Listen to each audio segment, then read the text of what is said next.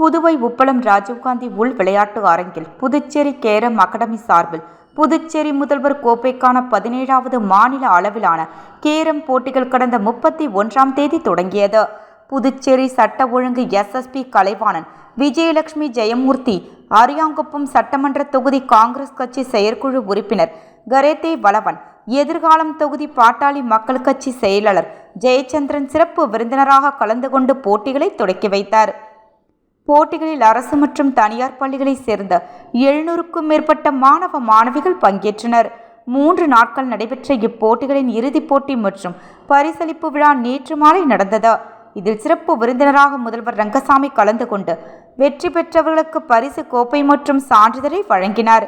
Puducherry carrom academy chairman Dhandapani, துணை chairman Gokulrajan, தலைவர் சின்னத்தம்பி என்ற நடராஜன், செயலாளர் சதீஷ் என்ற சந்தோஷ், இணை செயலாளர் முனியன், சினிமா துறையைச் சேர்ந்த குமரன் மற்றும் பெற்றோர்கள், மாணவர்கள் பலர் கலந்து கொண்டனர்.